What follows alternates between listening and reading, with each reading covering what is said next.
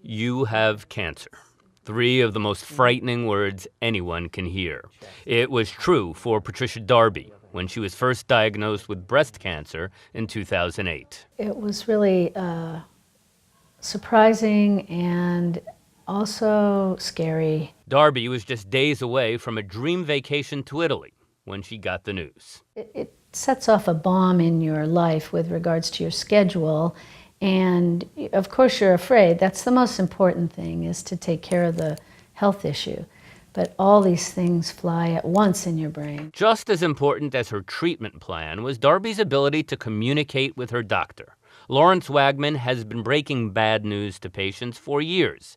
He knows the pitfalls in patient-doctor communication. I think the biggest error in communication is jargon. I really do. Abbreviations, words that you use with your colleagues, but you can't use with your patients.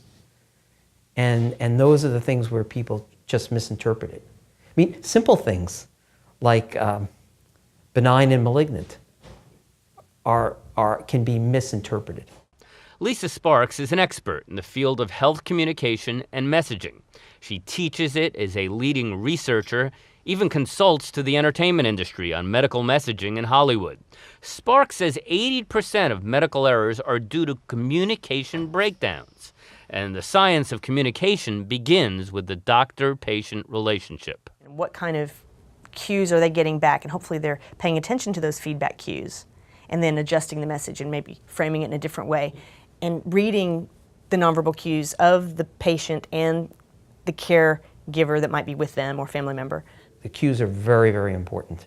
And the questions are very important, because a patient can ask you a question that tells you that you haven't really said something that they understand. That's when Sparks says the doctors need to be well-versed in the science of communication. Through asking questions like asking them what they understand, can you repeat back to me what you understand? Can you explain? What kinds of questions do you have for me? And then starting to probe from those questions, because a lot of times the patients will say, oh no, I don't have any questions, because they're just so freaked out they want to get out of there. Do you understand? Wait and listen. You sure you understand? I know and sometimes you can see that doubt in somebody's face. So before you move on, you say, I know you need to ask me a question before we go any further. Sparks says the science of communication can save lives, especially when patients take charge of the conversation. You know, you need to be a savvy consumer of health information as well, and you're responsible for your care, and you're responsible for making sure that you're getting the information you need from your provider team.